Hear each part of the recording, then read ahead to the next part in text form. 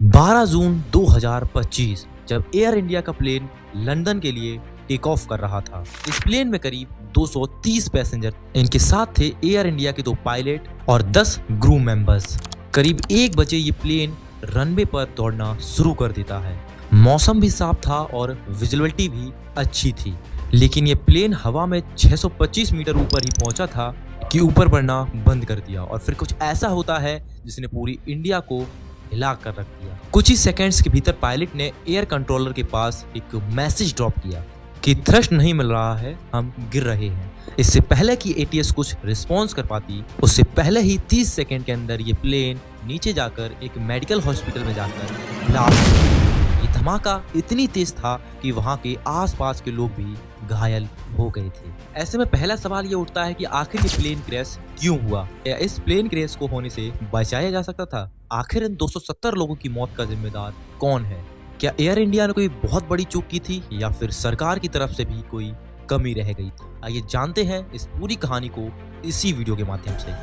12 जून 2025 की सुबह ये प्लेन अहमदाबाद से लंदन के लिए जाने की तैयारी कर रहा था। टेक ऑफ तक तो सब ठीक रहा, लेकिन टेक ऑफ के 30 सेकंड बाद कुछ ऐसा होने लगा जिससे पायलट भी घबरा गई और उन्होंने इमरजेंसी के लिए कॉल भी की, बट वहां से कोई रिस्पांस नहीं मिला क्योंकि वहां से बहुत ज्यादा देर हो चुकी थी। तब तक प्लेन मात्र 33 सेकंड में क्रैश कर चुका था। वहां पर चारों तरफ धुआं ही धुआं दिख रहा था।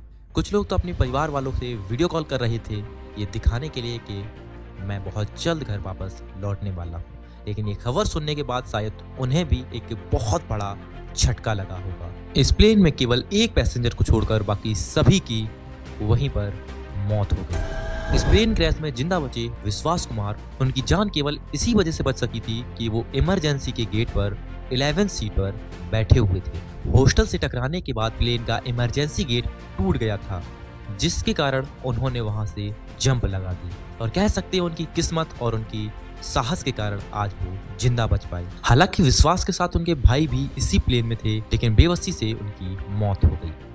एरोप्लेन के अंदर हॉस्टल के छात्रों को मिलाकर टोटल 270 लोगों की मौत हो गई और ये सब कुछ हुआ प्लेन टेक ऑफ करने के कुछ चंद सेकंडों में। लेकिन इस प्लेन को देखते हुए कुछ एक्सपर्ट का मानना है कि एयर इंडिया के प्लेन में कुछ गड़बड़ी थी। जहां पर देखा जाता है जब प्लेन टेक ऑफ करता है तो उसकी विंग फिल्म्स खुले हुए होते हैं, जिससे ज्यादा सरफेस एरिया बन जाता है और ज्यादा लिफ्ट क्रिएट होती है। इन सब से प्लेन को हवा में उड़ने में आसानी रहती है। लेकिन यहाँ पर कुछ एक्सपर्ट का कहना है कि इस एयर इंडिया के प्लेन में ये सारी चीजें बंद पड़ी हुई थी, लेकिन अभी तक किसी को ये पता नहीं है कि ये प्रॉपरली काम क्यों नहीं कर रहे थे। क्या यहाँ पर एयर इंडिया के मैनेजमेंट में कोई कमी थी या फिर पायलट ने लापरवाही दिखाई? ऐसे रिपोर्ट के मुताबिक ये पता भी चला है कि उनके लैंडिंग गियर भी खुले हुए थे, यानी कि जो पहिए लगे होते हैं टेक ऑफ करने के लिए, वो भी टेक ऑफ करने के बाद खुले हुए थे, क्योंकि लैंडिंग गियर के बाहर रहने पर एरोप्लेन को ऊपर उड़ने में प्रॉब्लम या फिर दिक्कत आ जाती है। लेकिन इस प्लेन के लैंडिंग गियर आखिर खुले क्यों रह गए? इसके पीछे भी 2 कारण हो सकते हैं। एक ये कि पायलट ने खुद ही ऐसा नहीं किया और दूसरा किसी मैकेनिकल प्रॉब्लम के कारण भी ऐसा नहीं कर पाए। एविएशन एक्सपर्ट का कहना है कि हो सकता है कि पायलट किसी और दूसरी बड़ी समस्या से जूझ रहे हों। ये बड़ी समस्या हो सकती है इंजन फेलियर की। प्लेन के इंजन प्लेन को थ्रस्ट प्रोवाइड करवाते हैं, जिससे वो ग्रेविटी के प्रेशर को तोड़कर उड़ान भर सके। एयर इंडिया के पायलट ने भी टेक ऑफ करने के बाद थ्रस्ट ना जनरेट होने की बात कही थी कि प्लेन के इंजन उतनी पावर जनरेट नहीं कर पा रहे थे जितनी कि उसको जरूरत थी।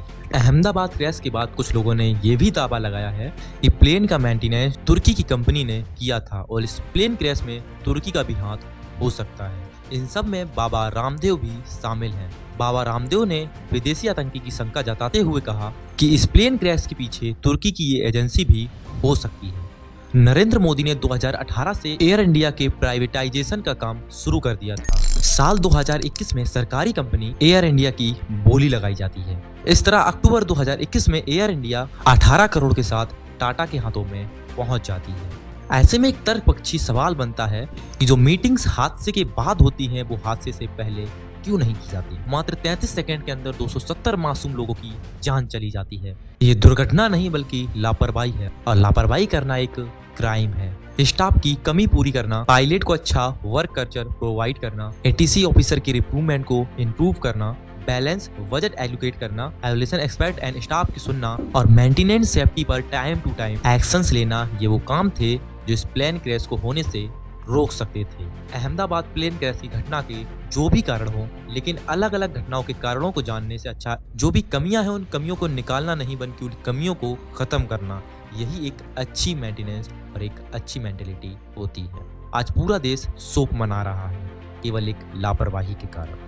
तो आई होप गाइस वीडियो आपको अच्छी लगी होगी। अगर आपको वीडियो अच्छी लगी तो वीडियो को लाइक करके इस चैनल को सब्सक्राइब कर दीजिए, और अगर आपको ऐसी ही वीडियो देखनी है तो नीचे देख सकते हैं।